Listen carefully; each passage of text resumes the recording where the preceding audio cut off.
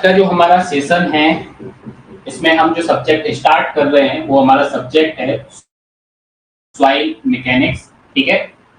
और जैसा कि आपको पता है कि ये जो हमारा बैच है डेडिकेटेड टू एमपी सब इंजीनियर एग्जाम्स 2024 के लिए है, ठीक है।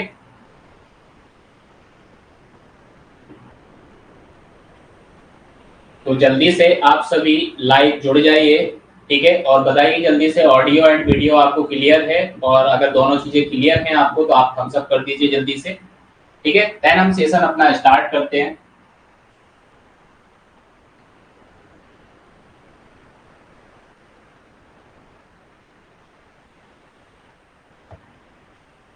ओके, ऑडियो एंड वीडियो दोनों क्लियर है, चलो देन स्टार्ट करते हैं।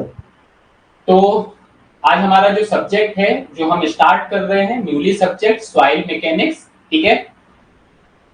जैसा मैंने आपको बताया सब इंजीनियर रिक्रूटमेंट हमारा जो होने वाला है 2024 में अगस्त, ठीक है, उसके लिए एक डेडिकेटेड बैच है और उसी के सिलेबस के अकॉर्डिंग हम इस सब्जेक्ट को कवर अप करेंगे, ठीक है।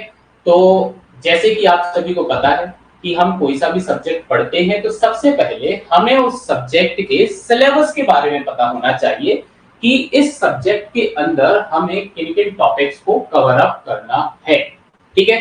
तो अगर मैं टॉपिक्स की यहाँ पे आपसे बात करूं तो कौन कौन से टॉपिक्स यहाँ पे रहेंगे, तो सबसे पहले हमारे टॉपिक्स यहाँ पे देख लेते हैं कि भाई पढ़ना हमें क्या क्या है सॉइल मैकेनिक्स सब्जेक्ट के अंदर, ठीक है।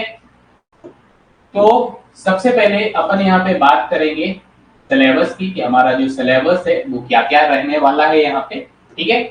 जैसे कि आप यहाँ पे देख पा रहे होंगे जो हमारा चैप्टर नंबर 1 है, ठीक है, थोड़ा सा ऊपर नीचे लिखा हुआ है, कोई बात नहीं। तो सबसे पहले हम यहाँ पे देखेंगे हमारा जो चैप्टर नंबर 1 यहाँ पे लिखा हुआ है। चैप्टर नंबर 1 के अंदर हम पढ़ेंगे कि सॉइल का ओरिजिन कैसे हुआ, इंडेक्स प्रॉपर्टीज के बारे में हम पढ़ेंगे, सॉइल की इंडेक्स प्रॉपर्टीज क्या होती हैं, साथ ही साथ क्लासिफिकेशन ऑफ सॉइल के बारे में हम पढ़ेंगे।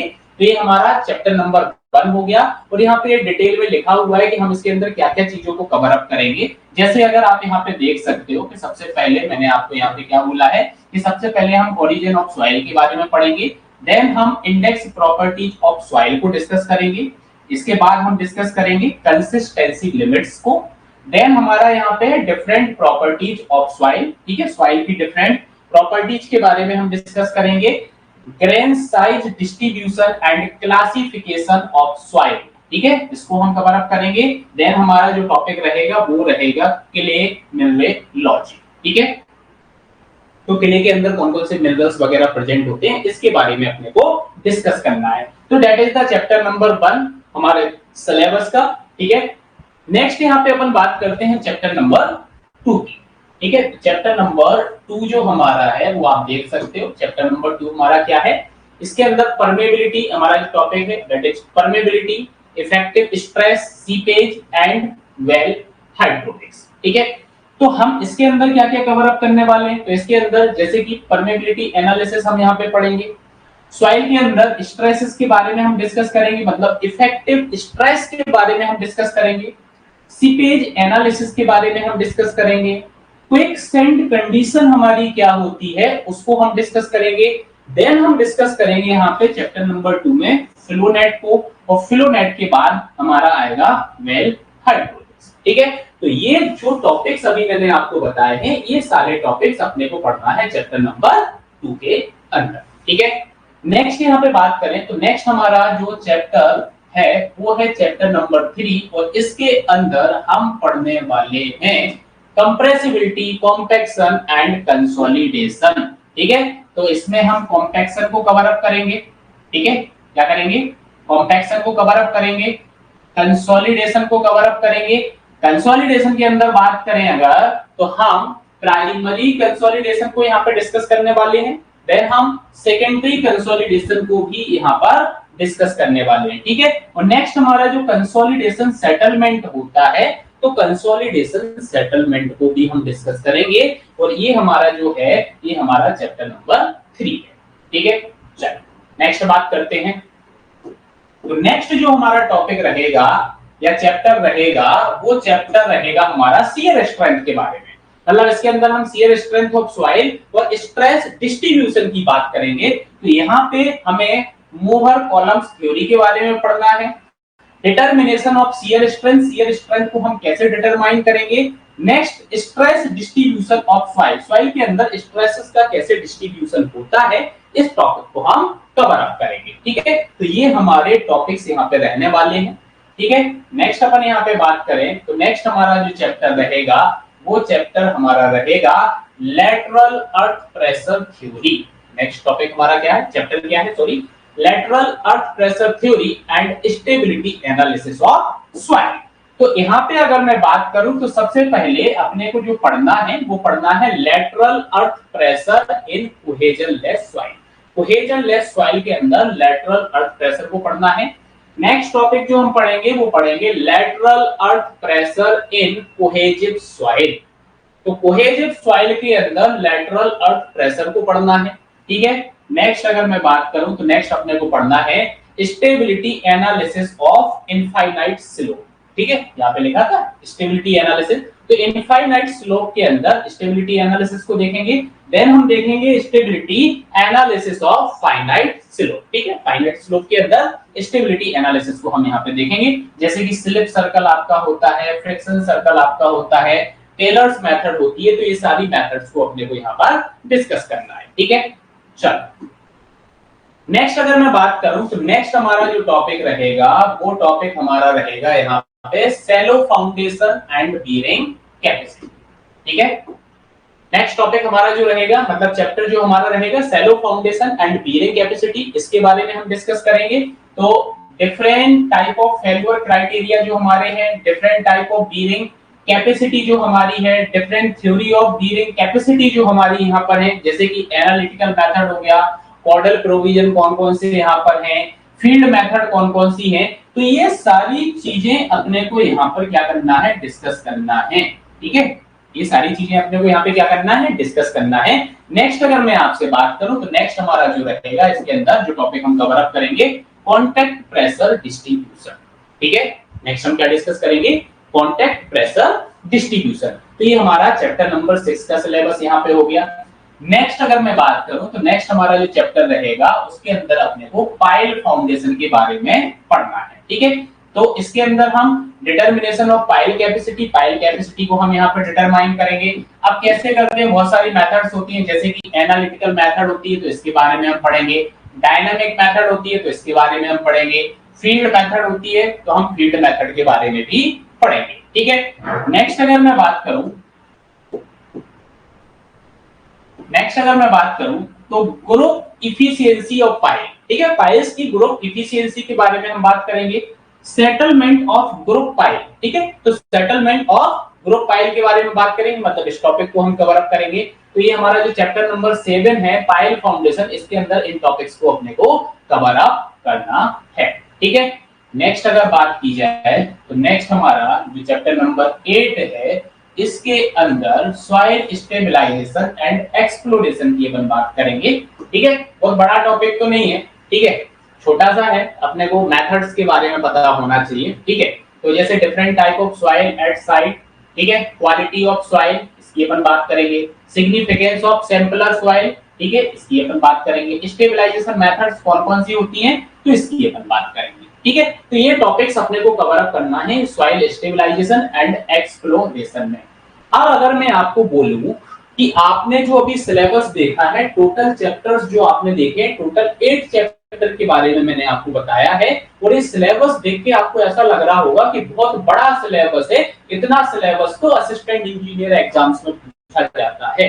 ठीक है, तो भाई आपको मैं एक चीज बताता हूं कि जो हमारा सब इंजीनियर एग्जाम्स होता है इसके सिलेबस को डिफाइन नहीं किया गया है।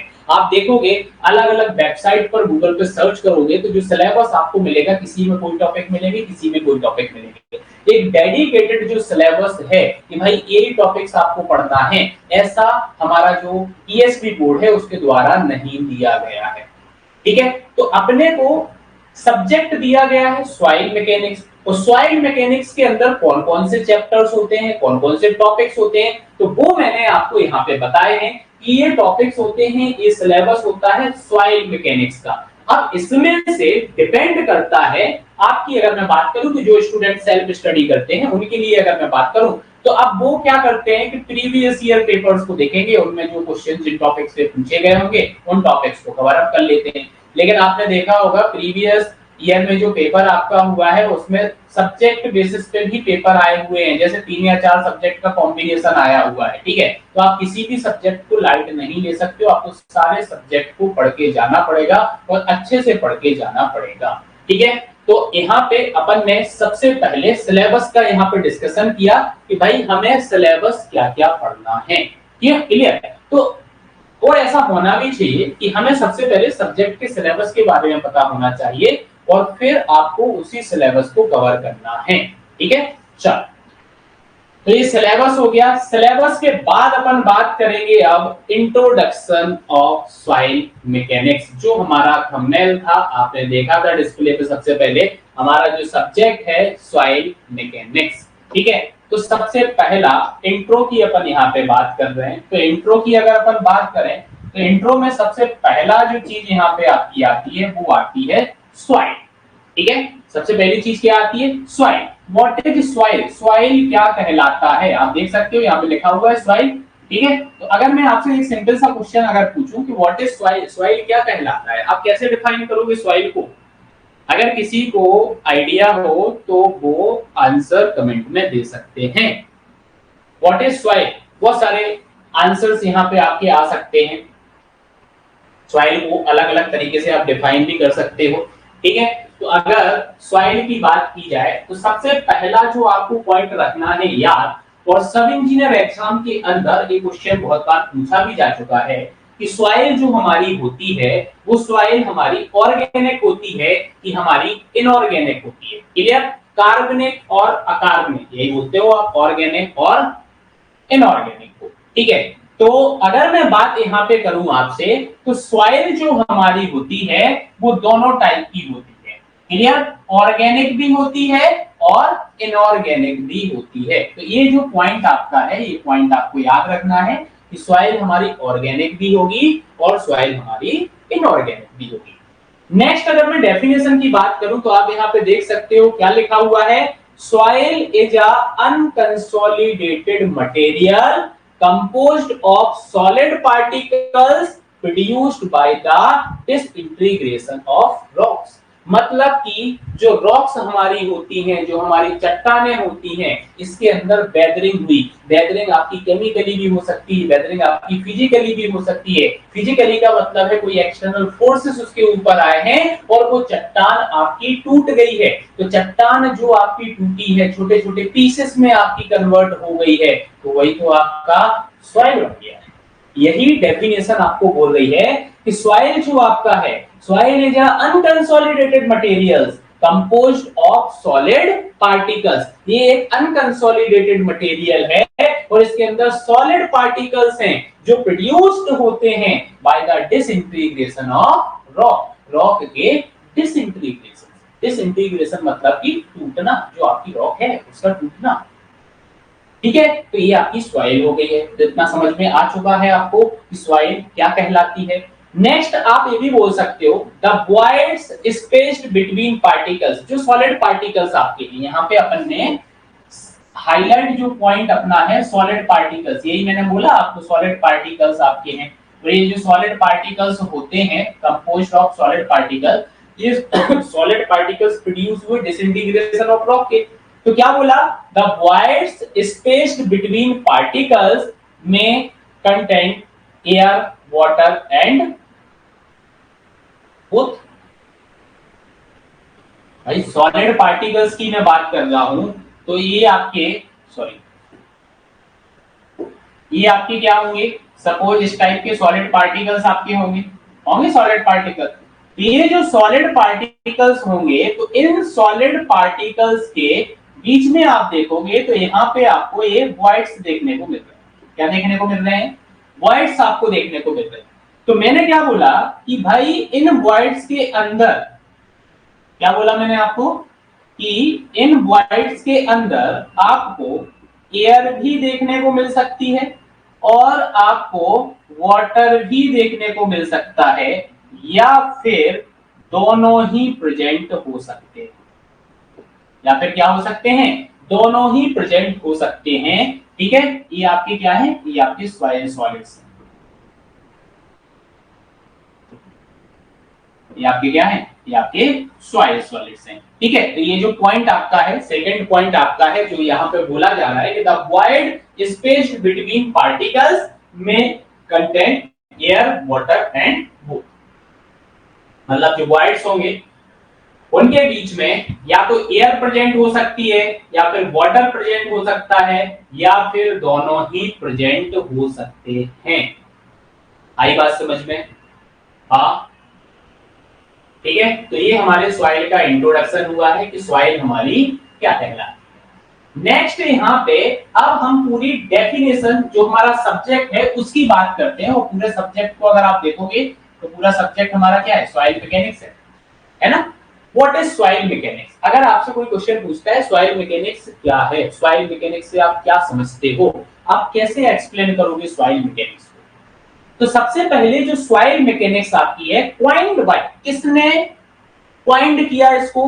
तो डॉक्टर पॉल तरझागी, इनका नाम आपने सुना होगा, डॉक्टर पॉल तरझागी का। ये वो डॉक्टर पॉल तरझागी हैं जिनको आप फादर ऑफ सॉइल मैकेनिक्स बोलते हो। क्या बोलते हो? जिनको आप फादर ऑफ सॉइल मैकेनिक्स बोलते हैं।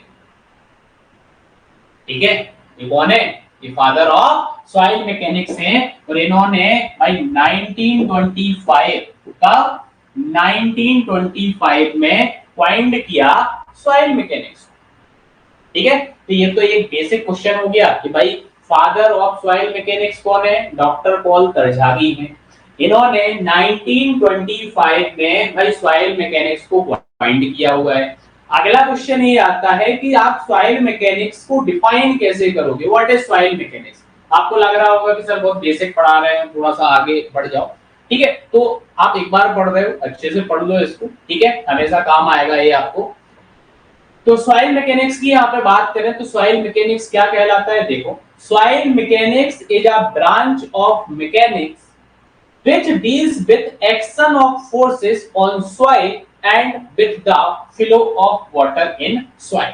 Soil mechanics का मतलब यहाँ पर यह है कि soil mechanics मैकेनिक्स की वह ब्रांच है जिसके अंदर आप एक्शन ऑफ फोर्सेस, सॉइल के ऊपर जो आपकी फोर्सेस के एक्शंस हैं उसकी बात करोगे, साथ ही साथ जो वाटर का फ्लो हो रहा है, साथ ही साथ क्या हो रहा है, जो साथ ही साथ आपके वाटर का फ्लो हो रहा है सॉइल से, उसकी बात आप यहाँ पे करोगे। इसकी बात करोगे आप, action of forces on soil, भाई सॉइल के ऊपर फोर्सेस का एक्शंस क्या है, इसके साथ बात करोगे। With the flow of water in soil, soil के अंदर जो वाटर का फ्लो है इसकी बात करोगे। That's called the soil mechanics. तो सिंपल सी डेफिनेशन है, सॉइल मैकेनिक्स मैकेनिक्स की वो ब्रांच है जिसके अंदर सॉइल के ऊपर जो फोर्सेस अप्लाई हो रहे हैं या एक्ट हो रहे हैं उनके एक्शंस की बात यहाँ पे करोगे। नेक्स्ट यहाँ पे फ्लो ऑफ वाटर की हम बात करेंगे कि सॉइल के अंदर से जो हमारा पानी है, वाटर है, वो कैसे फ्लो करेगा, इसकी बात करेंगे। ये हमारा सॉइल मैकेनिक्स कहलाता है। बहुत बार ये आपसे पूछा गया होगा कॉलेज टाइम में जब आप एक्सटर्नल देते होगे कि सॉइल मैकेनिक्स से आप क्या समझते हो, सॉइल मैकेनिक्स आपका क्या कहलाता है। क्यों पूछा गया है इसका भी रीजन मैं अभी आपको बताऊंगा। ये आपको समझ में आया कि सॉइल मैकेनिक्स हमारा क्या कहलाता है? ठीक है, चलो नेक्स्ट अपन यहाँ पे बात करें तो अगला शब्द यहाँ पे थोड़ा सा ध्यान से आप देखोगे, इसी सब्जेक्ट को बहुत सारे लोग सॉइल इंजीनियरिंग भी बोलते हैं। अभी हमने बात की है सॉइल मैकेनिक्स की, अगर अब बात की जाए सॉइल इंजीनियरिंग की तो आप क्या करोगे ये बताओ। आप कैसे डिफाइन करोगे सॉइल इंजीनियरिंग को? अब यहाँ पे इंजीनियरिंग की बात आ गई ना, और अभी आपकी जो बात चल रही थी वो किसकी बात चल रही थी? वो बात चल रही थी आपकी सॉइल मैकेनिक्स की। तो मैकेनिक्स अपने को समझ में आया कि मैकेनिक्स की वह ब्रांच है सॉइल मैकेनिक्स जिसके अंदर action of forces applied on soil, उसकी आप बात कर रहे हो, साथ ही साथ वाटर फ्लो की आप बात कर रहे हो। तो सॉइल इंजीनियरिंग जो हमारी है इसके अंदर क्या चीज है? इंजीनियरिंग की अगर हम बात करें तो क्या होगा? तो इंजीनियरिंग की अगर मैं यहाँ पे बात करूं तो इंजीनियरिंग में आपका क्या होने वाला है? देखो, सॉइल इंजीनियरिंग के अंदर क्या हो रहा है आपका? Soil engineering is an applied science. इस शब्द को थोड़ा सा आप ध्यान से देखो, यहां पे इंडिकेट किया जा रहा है अप्लाइड साइंस का, ठीक है। तो applied science dealing with the, अब आप देखो यहां पे next point, dealing with the application of principle, application of principle of soil mechanics to practical problem. मतलब सॉइल मैकेनिक्स के अंदर ये सारी चीजें आपने थ्योरेटिकली डिस्कस करी है, तो अब जब प्रैक्टिकल प्रॉब्लम आपकी आई, तो प्रैक्टिकल प्रॉब्लम में आपने जो सॉइल मैकेनिक्स के प्रिंसिपल हैं, उन प्रिंसिपल को आपने प्रैक्टिकल प्रॉब्लम के अंदर अप्लाई किया, और वो जो अप्लाई किया तो आपका जो सब्जेक्ट या फिर नाम बना, that's called the soil engineering. आपने इसको क्या नाम दे दिया? आपने इसको नाम दे दिया सॉइल इंजीनियरिंग। तो बात समझ में आई कि सॉइल मैकेनिक्स हमारा क्या है और सॉइल इंजीनियरिंग हमारा क्या है। दोनों को आपने डिफरेंशिएट भी अच्छे से कर लिया कि भाई इसके अंदर सॉइल मैकेनिक्स के प्रिंसिपल को प्रैक्टिकल प्रॉब्लम के अंदर हम अप्लाई करेंगे। क्या करेंगे? प्रैक्टिकल प्रॉब्लम के अंदर हम अप्लाई करेंगे। जैसे प्रैक्टिकल प्रॉब्लम की आप बहुत सारी चीजें हो जाएंगी, जैसे site investigation, design and construction of foundation, earth retaining structures हो गया, अर्थ स्ट्रक्चर्स आपके हो गए हैं, ठीक है। तो ये प्रॉब्लम्स आपकी होंगी जो आपकी डेली प्रॉब्लम्स होती है, ठीक है, प्रैक्टिकल प्रॉब्लम्स जो आपकी होती हैं, तो उनकी बात यहाँ पे हो गई। तो आई थिंक सॉइल मैकेनिक्स और सॉइल इंजीनियरिंग, इन दोनों को आपने अच्छे से समझ लिया होगा, मैकेनिक्स क्या है और सॉइल इंजीनियरिंग आपका क्या है, ठीक है। चलो आगे बढ़ते हैं। अब आगे अगर बात करें तो ये शब्द भी बहुत बार आपने सुना होगा, जियो टेक्निकल इंजीनियरिंग। सुना है? फैमिलियर लग रहा है? कॉलेज टाइम में सुना होगा, मार्केट में बुक लेने जाते होगे सॉइल मैकेनिक्स की, तो जियो टेक्निकल इंजीनियरिंग के नाम से आपको बुक मिल जाती होगी, मिल जाती थी।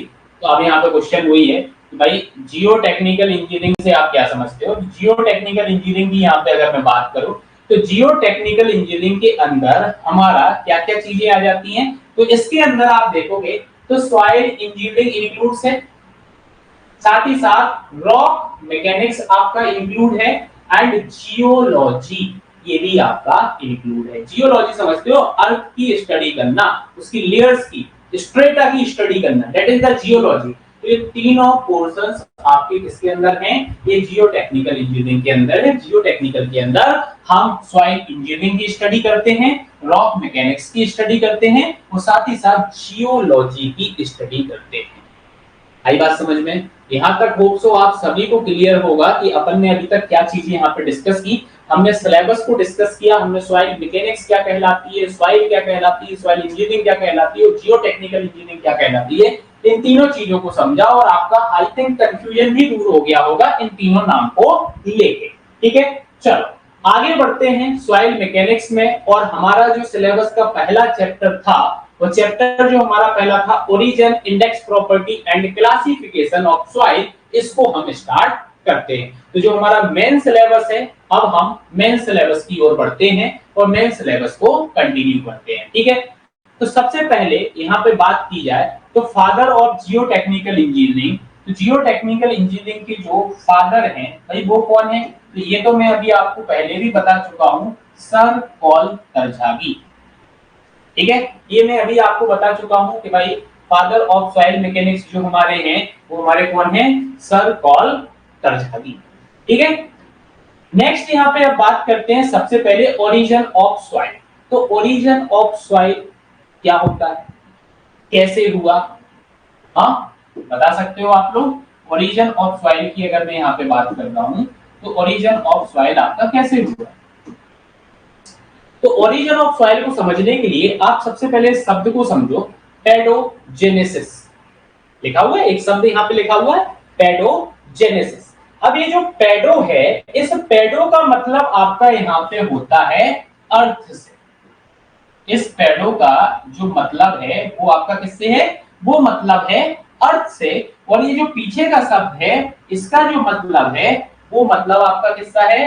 वो मतलब आपका है ओरिजिन या फिर बर्थ, ठीक है। इस ओरिजिन ऑफ सॉइल मतलब कि पैडोजेनेसिस, पैडोजेनेसिस मतलब क्या हो गया? अर्थ का बर्थ, यही हुआ ना, पैडो मतलब अर्थ और जेनेसिस मतलब आपका ओरिजिन या फिर बर्थ हो गया।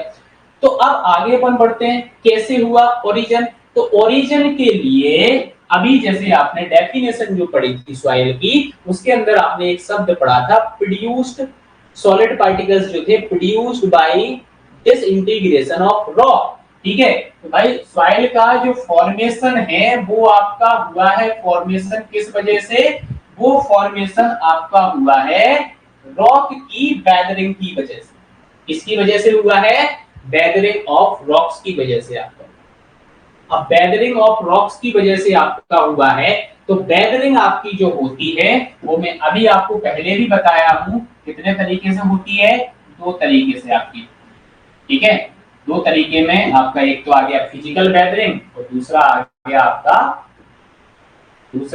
गया है केमिकल वेदरिंग। ठीक है, तो वेदरिंग आपकी फिजिकल तरीके से भी हो सकती है और केमिकल तरीके से भी हो सकती है। अब यहाँ पे आप एक चीज नोटिस करो, फिजिकल का मतलब क्या होता है, फिजिकल मतलब कि जो एक्सटर्नल एजेंसीज हैं आपकी, उनके द्वारा कोई फोर्स इसके ऊपर क्रिएट किया जाएगा, इसके ऊपर रॉक के ऊपर, और रॉक को स्मॉल पीसेस में तोड़ा जाएगा। और केमिकल का मतलब है इंटरनल, इंटरनली कोई प्रोसेस होगी, वो इंटरनल कोई रिएक्शंस ऐसी होगी जिसके विस्फोट की वजह से आपका सॉइल का फॉर्मेशन होगा। ठीक है, तो आप यहाँ पे देख सकते हो कि फिजिकल जो आपकी प्रॉपर्टी है इसके अंदर लिखा गया है कि by flowing water, air, wind forces, snow और flowing ice and gravitational forces, ये सारे के सारे जो आपके हैं that is the external agency. ये क्या है आपके एक्सटर्नल फोर्सेस, या एक्सटर्नल से अच्छा है आप यहाँ पे ये बोल सकते हो फिजिकल फोर्स।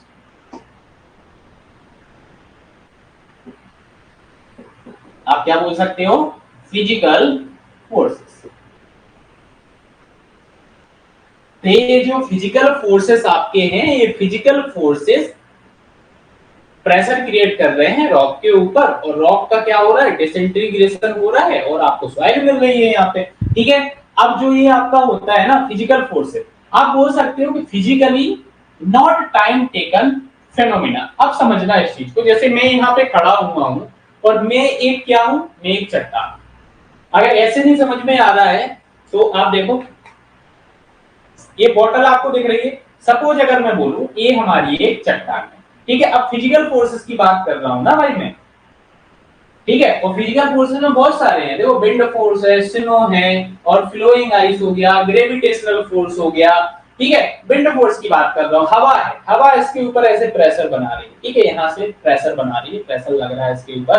अब प्रेशर लगता जा रहा है, लगता जा रहा है, लगता जा रहा है, और क्या होगा, एक टाइम के बाद टूट जाएगा। सपोज जैसे मैंने बोला था कि मैं खड़ा हुआ हूं, अब कोई आके मेरे को धक्का दे दे, एक एक्सटर्नल फोर्स दे दे, मैं गिर जाऊंगा ना, या फिर मैं स्पीड अप हो जाऊंगा, मैं तेजी से दौड़ पाऊंगा। ठीक है, जैसे अभी स्टेबल ऐसे वॉक कर रहा हूँ, कोई धक्का दे दे तो मैं आगे क्या हो जाऊंगा, मेरे कदम जो स्टेप्स होंगे वो स्पीड अप हो जाएंगे ना। तो टाइम टेकन प्रोसेस नहीं हुई ना, क्यों, क्योंकि हमें एक एक्सटर्नल एजेंसी के द्वारा पुश किया जा रहा है, और अगर वो पुश हो रहा है तो वो तुरंत से ब्रेकआउट होने वाला है। ठीक है, तो ये जो फिजिकल वेदरिंग हमारी होती है, ये हमारी टाइम टेकिंग प्रोसेस नहीं है। ठीक है, ये हमारी क्या नहीं है, ये हमारी टाइम टेकिंग प्रोसेस नहीं है। नेक्स्ट अगर मैं बात करूं तो नेक्स्ट आप यहाँ पे देख सकते हो दैट इज द केमिकल। और केमिकल का मतलब मैंने क्या बोला है कि इंटरनल प्रोसेस होने वाली है। क्या होने वाली है, इंटरनल प्रोसेस होने वाली है, और इंटरनल प्रोसेस के अंदर मतलब बहुत सारी केमिकल रिएक्शंस यहाँ पे होंगी। ठीक है, तो आप देखो यहाँ पे लिखा है मैंने कि भाई इस प्रोसेस में कम से कम 100 से 150 साल का समय लगेगा। कितना लगेगा, 100 से 150 साल का समय लगेगा।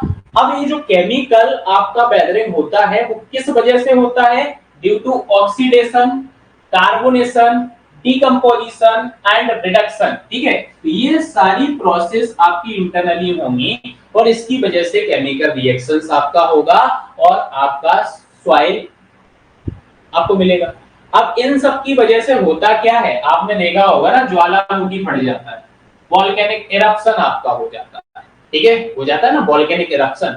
ठीक है, ज्वालामुखी का फटना, और ज्वालामुखी फटता है तो बहुत सारे मिनरल, सॉइल वगैरह सब कुछ अपने साथ लेके आएगा, नीचे से आएगा लेके कि नहीं आएगा। तो बस तो ये आपकी हो गई है केमिकल वेदरिंग। ठीक है, लेकिन मैंने यहाँ पे बोला 100 से 150 साल, मतलब भाई 150 साल तक इंतजार करना पड़ेगा और ज्यादा भी समय हो सकता है, ये मैंने अप्रॉक्स आपको बताया है। तो ये जो आपकी केमिकल वेदरिंग है भाई, केमिकल वेदरिंग आपकी टाइम टेकन फेनोमिना होगा। क्या होगा? टाइम टेकन फेनोमिना आपका होगा।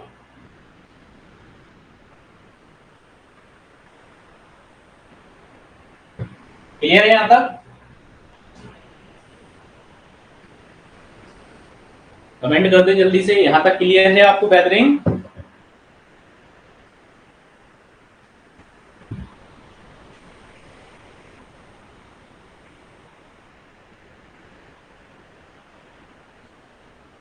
चल देन आगे बढ़ते हैं।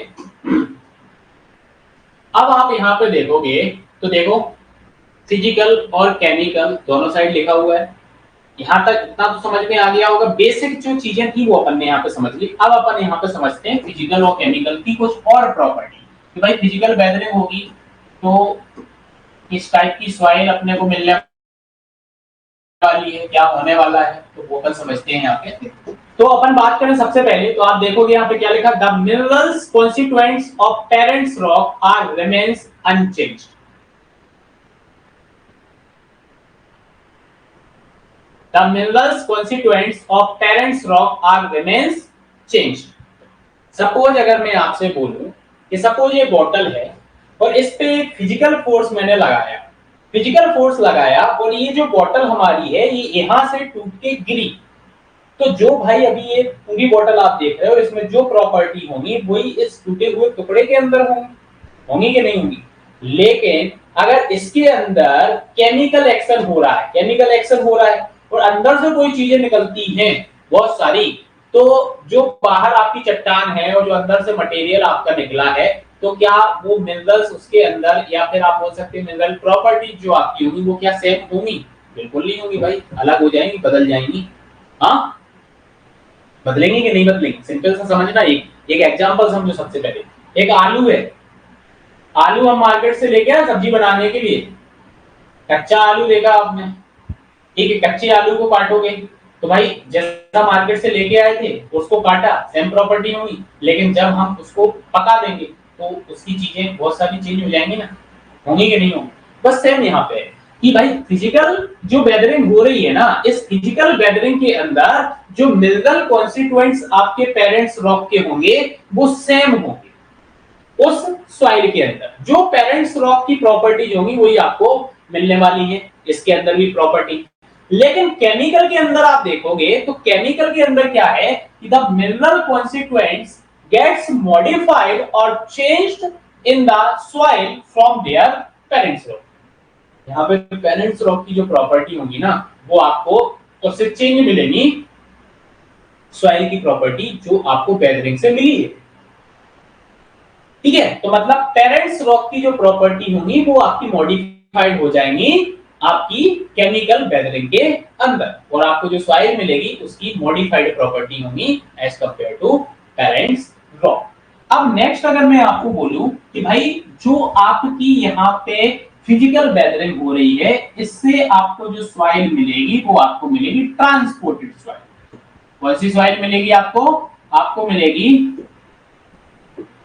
Transported soil. और सेकंड बात अगर मैं करूं तो आपको मिलेगी रेसिडुअल सॉइल। किसमें? केमिकल वेदरिंग के अंदर आपको मिलेगी रेसिडुअल सॉइल और फिजिकल वेदरिंग के अंदर आपको मिलेगी कौन सी सॉइल? फिजिकल वेदरिंग के अंदर आपको मिलेगी ट्रांसपोर्टेड सॉइल। अब ये ट्रांसपोर्टेड सॉइल क्या होता है और हमारा रेसिडुअल सॉइल क्या होता है, ठीक है, समझना। यहाँ पे एक सिंपल सा एक एग्जांपल मैं लेता हूं। जैसे अगर ये चट्टान यहाँ पर है, समझना, ये चट्टान यहाँ पे फिजिकल फोर्सेस की वजह से ये चट्टान जो है ये वाला पार्ट टूट के यहाँ पे गिर चुका है। ठीक है, ये चट्टान टूट के यहाँ पे गिर चुकी है। ठीक है, हवा है, हवा ने क्या किया, इस जगह से इसको अपने साथ ले गई, उड़ा के ले गई और ये दूसरी जगह पर इसको प्लेस्ड कर दिया। ठीक है, तो एक स्थान से दूसरे स्थान पर आपकी सॉइल क्या हो गई है? ट्रांसपोर्ट हो गई, हुई कि नहीं? तो एक स्थान से जब दूसरे स्थान पर ट्रांसपोर्ट हो जाए तो वो हमारी ट्रांसपोर्टेड सॉइल कहलाती है। अब यही सिस्टम में आपको क्या बोलूं कि भाई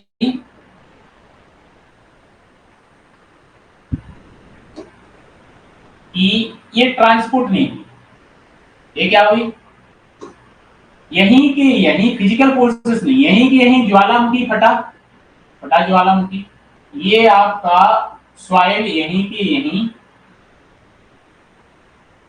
सेटल हो गया, एक जगह से दूसरी जगह पर नहीं गया, ये आपकी रेसिडुअल सॉइल कहलाती है। ये आपकी क्या कहलाती है, ये आपकी रेसिडुअल सॉइल कहलाती है। मतलब जहां पे वेदरिंग हुई उसी स्थान पर, जहां पर वेदरिंग हुई उसी स्थान पर आपकी वो सॉइल प्रेजेंट है, एक स्थान से दूसरे स्थान पर ट्रांसपोर्ट नहीं हुई है।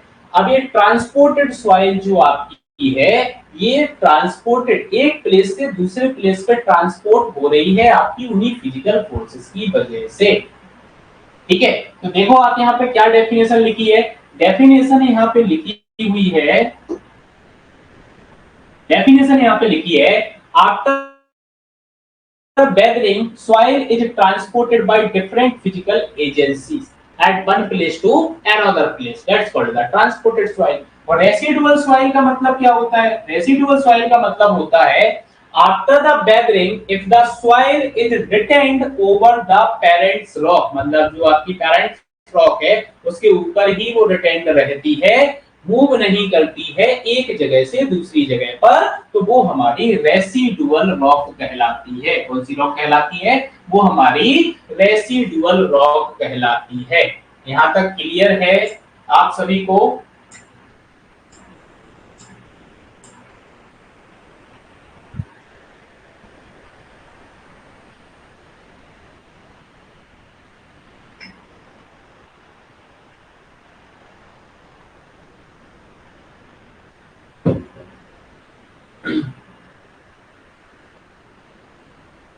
चल, तो नेक्स्ट अपन यहाँ पे बात करते हैं, ये हमारा पैडोजेनेसिस साइकिल है। ठीक है, कि कैसे हमारा जो अर्थ है उसका ओरिजिन हुआ है, क्या प्रोसीजर यहाँ पे है आप देखो।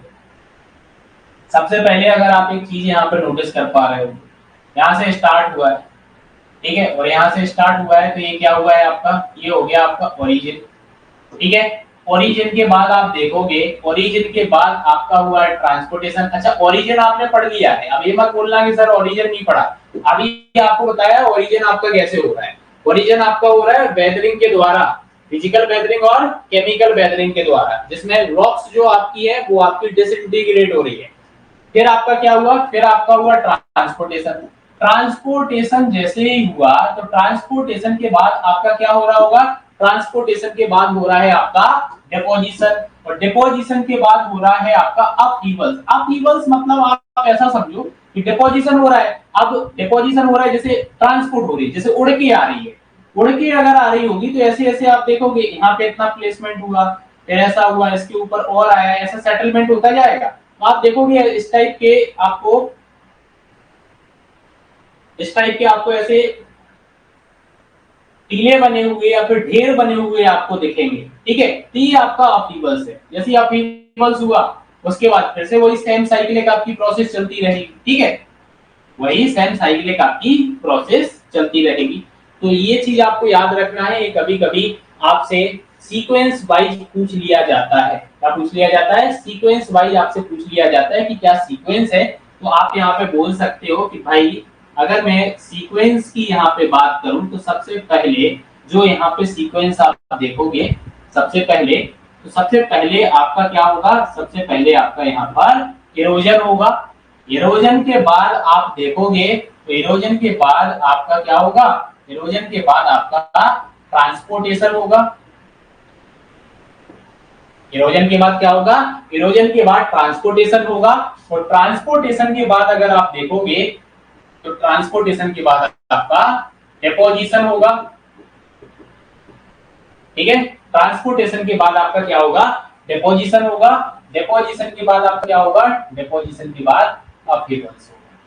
ठीक है, तो भाई ये सारी चीजें आपको याद रखनी है, ये चारों चीजें याद रखनी है, किसके बाद क्या चीज हो रही है। तो वापस से रिपीट आपकी ये प्रोसेस चलती रहेगी, वापस से रिपीट आपकी ये प्रोसेस चलती रहेगी, ठीक है। तो याद रहेगा ये आपको।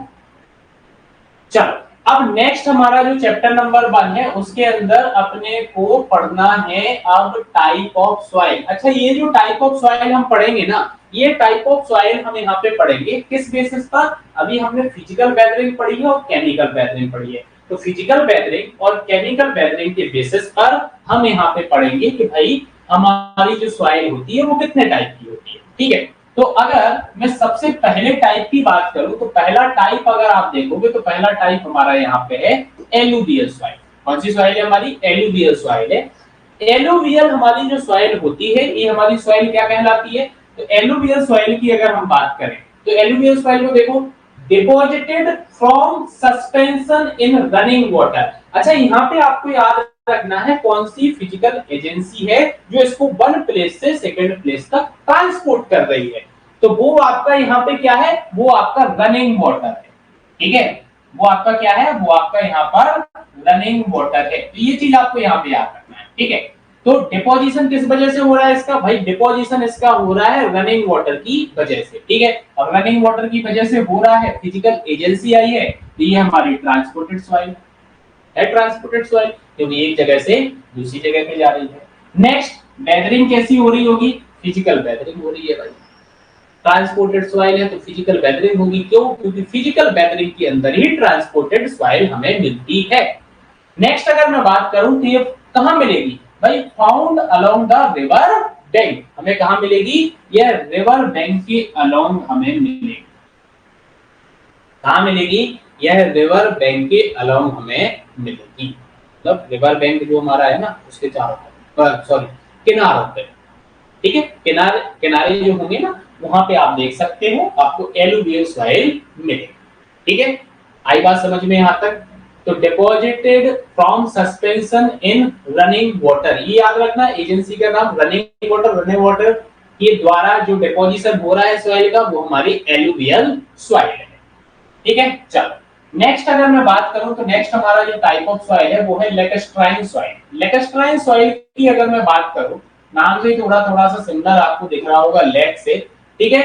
तो आप यहाँ पे देखो, deposited from the suspension in fresh still water for the lake. Lake जो आपका होता है ना, झील जो आपकी होती है, स्टिल वाटर इसका होता है, तो उसकी सतह पे जो डिपोजिशन हो रहा है सॉइल का, ठीक है, तो वो आपका कहलाता है लेकस्ट्राइन सॉइल, ठीक है। और लेकस्ट्राइन सॉइल के अंदर भी आप देखोगे आपकी जो वेदरिंग होगी वो फिजिकल वेदरिंग आपकी होगी, और यह जो सॉइल आपकी होगी, सॉइल कैसी होगी? रेसिडुअल सॉइल होगी, क्योंकि स्टिल वाटर है यहाँ पे।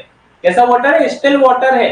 तो स्टिल वाटर का मूवमेंट नहीं है भाई, मूवमेंट नहीं है, तो जिस जगह से वो डिपॉजिट होना चालू होगी उसी जगह पे ही वो डिपॉजिट हो जाएगी। तो वेदरिंग फिजिकल हो गई लेकिन सॉइल हमें रेसिडुअल मिली, ठीक है। ये चीज याद रखना। नेक्स्ट अगर मैं बात करूं तो नेक्स्ट आपका इओलिन सॉइल होती है। इओलिन सॉइल जो आपकी होती है ये होती है आपकी डिपॉजिटेड, या फिर आप बोल सकते हो ट्रांसपोर्टेड बाय विंड। इसके द्वारा ट्रांसपोर्टेड बाय विंड, ठीक है। इसके द्वारा विंड, हवा जो है ना कि वो बहा के ला रही है इसको, इसको इओलिन सॉइल बोला जाता है। हवा बहा के ला रही है तो फिजिकल आपकी वेदरिंग होगी, सॉइल आपकी कैसी होगी? Transported soil. सॉइल कैसी होगी? ट्रांसपोर्टेड सॉइल होगी, हवा आ ला रही है इसको बहा के, ठीक है, एक जगह से दूसरी जगह पे, ठीक है। चलो नेक्स्ट अपन यहाँ पे बात करें तो नेक्स्ट हमारा यहाँ पे आता है अब मरीन सॉइल, ठीक है। मरीन सॉइल मतलब मरीन तो समझ में आता है आपको, समुद्री बात यहाँ पे हो रही, ठीक है। तो देखो, deposited from the suspension in sea water. Sea water के अंदर आपका इस सॉइल का डिपोजिशन आपको देखने को मिल रहा है, ठीक है। फिजिकल वेदरिंग होगा यहाँ पे, और साथ ही साथ ट्रांसपोर्टेड सॉइल होगी, क्यों भैया? सी जो है ना उसका जो पानी है वो मूवमेंट में, ठीक है, स्टिल वाटर नहीं है वो, ठीक है, इसीलिए यहाँ पे ट्रांसपोर्टेड सॉइल बोला है जो मरीन सॉइल आपकी होती है।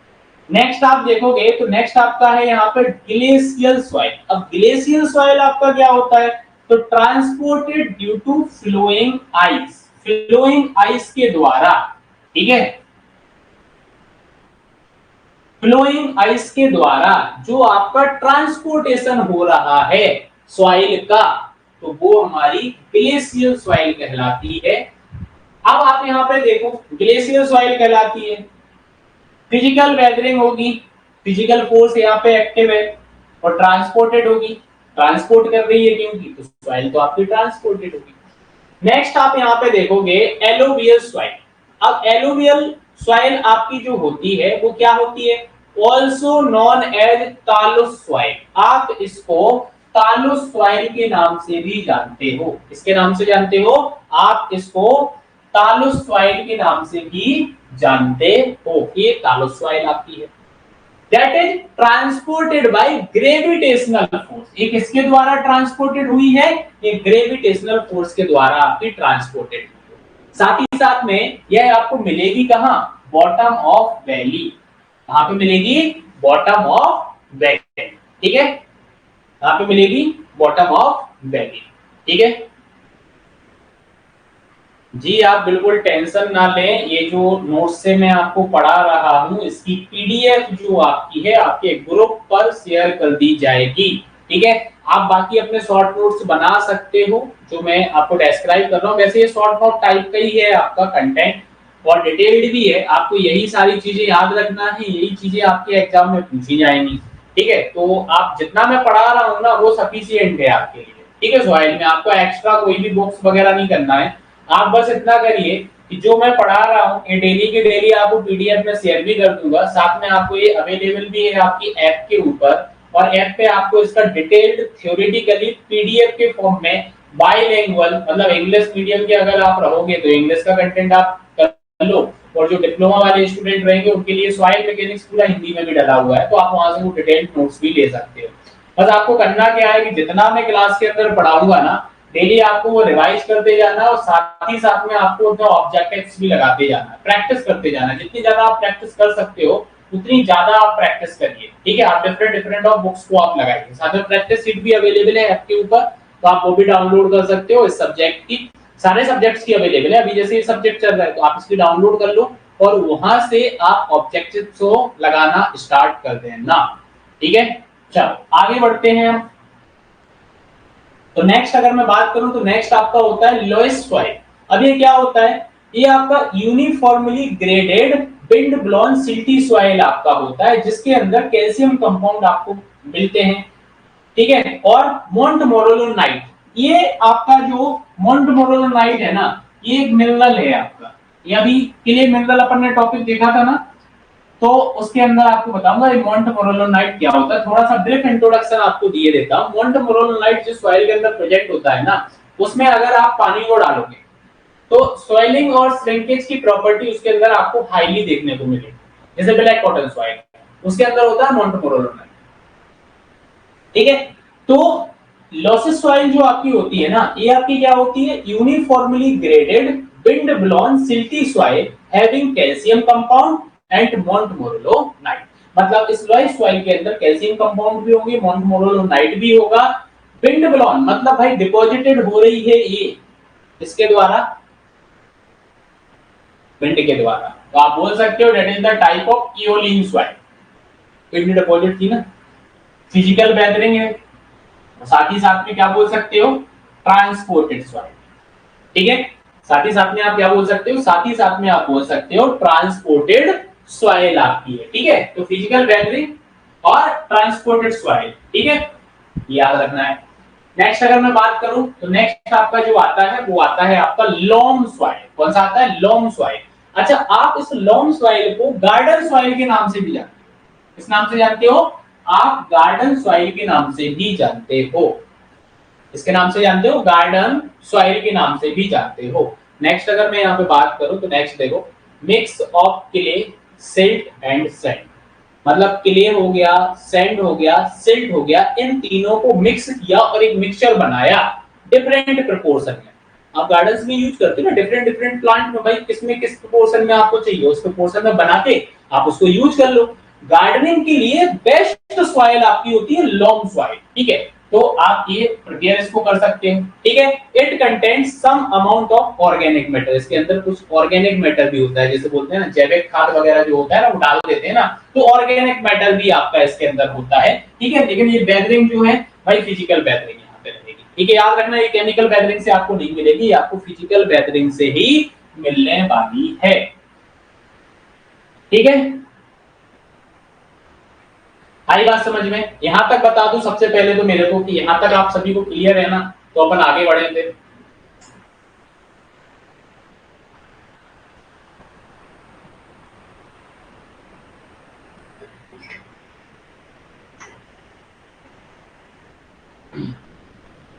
चल तो आगे अपन बात करते हैं। तो आगे हमारी आती है जो सॉइल है वो है हमारी मार्ल सॉइल। अब ये क्या होता है, कैल्शियम कार्बोनेट मरीन, जो हमारी मरीन सॉइल थी ना, मरीन सॉइल हमारी क्या थी, सी वाटर के अंदर जो डिपोजिशन हुआ था, ठीक है, तो वो हमारी थी। तो ये हमारा हो गया कैल्शियम कार्बोनेट मरीन सॉइल हमारी हो गई है, formed due to decomposition of bones and cells, ठीक है। जो बोन्स होती हैं, जैसे मरे हुए जीव जंतु होते हैं ना, वो फेंक दिए जाते हैं, तो उनके जो डिकम्पोजिशन से आपकी जो सॉइल यहाँ पे बन रही है ना, वो आपकी कहलाती है, ठीक है। अब एक्वेटिव लाइफ आपके हो गए हैं यहाँ पे बोथ प्लांट्स एंड एनिमल्स, भाई पानी के अंदर ही तो रहेंगे, वो क्या होंगे, वो वहीं तो मर गए, वहीं पे उनकी जो बोन्स वगैरह हैं, सेल्स वगैरह हैं, उनका क्या हो रहा है, डिकम्पोजिशन हो रहा है, उससे आपकी जो सॉइल का फॉर्मेशन हो रहा है, ठीक है। यहाँ पे बोल सकते हो आप केमिकल बेहतरीन, क्योंकि इस प्रोसेस में टाइम लगेगा, डिकम्पोजिशन में लगेगा ना। ऐसा तो है नहीं कि आज अगर बोन्स मिली और वो आपकी डिकम्पोज आज ही 2-3 दिन में हो गई, नहीं होगी ना, उसको टाइम लगेगा डिकम्पोज होने में। तो ये जो आपकी सॉइल होगी ना मार्ल सॉइल, ये आपकी केमिकल बेहतरीन यहाँ पे होगी, ठीक है, ये आपकी फिजिकल बेहतरीन नहीं कहना है। नेक्स्ट अपन यहाँ पे बात करें तो नेक्स्ट हमारा यहाँ पे हो गया है ब्लैक कॉटन सॉइल, इसको तो आप जानते होंगे, आपने देखा भी होगा, ठीक है। केमिकल बेदरिंग यहाँ पे होगा आपका किसका, बेसाल्ट रॉक का, ठीक है। बेसाल्ट रॉक की जो केमिकल बेदरिंग होगी उससे बनेगी आपकी ब्लैक कॉटन सॉइल, ठीक है। क्या होगा, बेसाल्ट। अच्छा यहाँ पे एक और क्वेश्चन है, बिल्डिंग मटेरियल जो आप सब्जेक्ट पढ़ोगे ना, तो वहां पे बेसाल्ट रॉक आपका आएगा, आपको एग्जांपल बताना है कि जो बेसाल्ट रॉक है वो इग्नियस है, सेडिमेंट्री है, मेटामॉर्फिक है, ठीक है। कमेंट में आपको बताना है, जल्दी से आप कमेंट करके बताएं कि बेसाल्ट रॉक जो आपकी है वो बेसाल्ट रॉक कौन सी कैटेगरी में आ रही है, ठीक है, एग्जांपल बताना है। अब ब्लैक कॉटन सॉइल यहाँ पे बेसाल्ट रॉक की बेदरिंग हो रही है, केमिकल बेदरिंग हो रही है, तो सिंपल सी बात है भाई रेसिडुअल सॉइल ये होगी, ठीक है। इसके अंदर high amount of montmorillonite clay mineral पाया जाता है, जिसकी वजह से इसके अंदर highly swelling and shrinkage property आपको देखने को मिलेगी। पानी मिलेगा इस सॉइल को, सॉइलिंग इसके अंदर आएगी, पानी एवेपोरेट होगा, श्रिंकेज, श्रिंकेज क्या होगा, श्रिंकेज इसके अंदर आएगा, दरारें आप देखोगे फट जाएंगी इसके अंदर, ठीक है। तो ये हमारा यहाँ पे ब्लैक कॉटन सॉइल कहलाता है, ये हमारा क्या कहलाता है, ये हमारा ब्लैक कॉटन सॉइल कहलाता है। नेक्स्ट यहाँ पे अपन बात करते हैं, ठीक है, नेक्स्ट अपन बात करते हैं, तो नेक्स्ट हमारा यहाँ पे आता है बेंटोनाइट सॉइल। ज्वालामुखी फटा और जो राख निकली वोल्केनिक एश, ठीक है, वो हमारी बेंटोनाइट सॉइल कहलाती है। केमिकली वेदर्ड वोल्केनिक एश, ये हमारा बेंटोनाइट सॉइल होता है। इसको जनरली आप यूज करते हो पाइल फाउंडेशन में, ड्रिलिंग मड के फॉर्म में, generally used as drilling mud in pile foundation, ठीक है। पाइल फाउंडेशन के अंदर ड्रिलिंग मड के लिए आप इसका यूज करते हो। हाईली प्लास्टिक सॉइल होता है और इसके अंदर हाई अमाउंट ऑफ आप मोंट मोरोलोनाइट क्ले मिनरल पाया जाता है, क्योंकि निकल तो भाई वोल्केनिक एश, वोल्केनिक से ही रहा है ना, ठीक है। तो इसके अंदर भी आपको मोंट मोरोलोनाइट क्ले मिनरल आपको अधिक मात्रा में मिलेगा, मतलब ये सॉइल जो भी होगी ये भी हाईली श्रिंकेज और स्वेलिंग प्रॉपर्टी इसके अंदर देखने को मिलेगी। नेक्स्ट अगर मैं बात करूं तो नेक्स्ट आपका पीट सॉइल होता है, और पीट जो आपका होता है ना, इसको आप कीचड़ बोलते हो, ठीक है।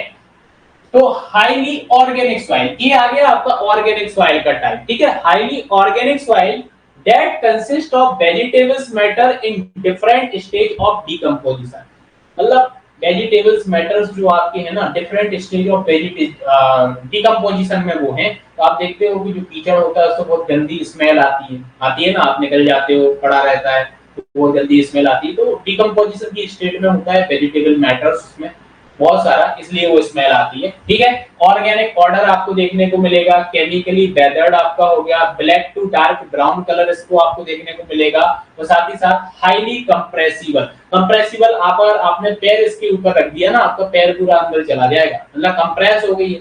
ठीक है, तो हाईली कंप्रेसिबल भी होगी। ठीक है, तो ये पॉइंट्स भी आपको याद रखना है कि ऑर्गेनिक ऑर्डर इसका आने वाला है, केमिकल वेदर्ड होगा, black to dark brown colour, highly compressible आपको यहाँ पे देखने को मिलेगी ये सॉइल। नेक्स्ट अगर मैं बात करूं तो नेक्स्ट हमारा क्या आता है, नेक्स्ट हमारा आता है मक सॉइल। मक सॉइल जो हमारी होती है ये भी केमिकली वेदर्ड सॉइल होती है, may be observed in area where after over flooding of river. ठीक है, जहां पे बाढ़ वगैरह आ जाती है ना, क्या आ जाती है, बाढ़ वगैरह आ जाती है, तो वहां पे भाई जब आफ्टर फ्लडिंग ऑफ रिवर्स हो जाता है उसके बाद कुछ एरिया में यह आपको ऑब्जर्व किया गया और उस सॉइल को नाम दिया गया मक सॉइल। ठीक है, may be observed in areas where after over flooding of rivers, ठीक है, जहां पे पहले भाई नदी के द्वारा बाढ़ आई थी। ठीक है, नेक्स्ट आपका होता है कुमुलो सॉइल, ये होता है पीट सॉइल और मक सॉइल, इन दोनों का मिक्सचर। इन दोनों का क्या होता है, इन दोनों का मिक्सचर आपका होता है। तो टुडे आज की क्लास के अंदर हमने टाइप ऑफ सॉइल पढ़े हैं फिजिकल और केमिकल वेदरिंग के बेसिस पर। तो इस पर आपको एग्जाम में क्वेश्चंस कैसा पूछा जाता है, तो आप यहाँ पे देख सकते हो ये क्वेश्चन है ना, मैच द कॉलम के फॉर्म में भी पूछ लिया जाता है या फिर इंडिविजुअली भी पूछ लिया जाएगा। जैसे मैच द कॉलम की बात करूं ना, तो मैच 1 में आप देखो लैकेस्ट्राइन सॉइल है, एलुवियल सॉइल है, इओलिन सॉइल है, मरीन सॉइल आपकी है। ठीक है, क्या है, मरीन सॉइल आपकी है। अब आप देखोगे ना match 2, transported by wind, transported by running water, deposited at sea water, deposited at the bottom of lake. अब अगर आपको आता है तो इजीली कर लोगे। देखो लैकेस्ट्राइन सॉइल भाई लेक के अंदर डिपॉजिटेड होता है तो ए का आपका 4 हो जाएगा।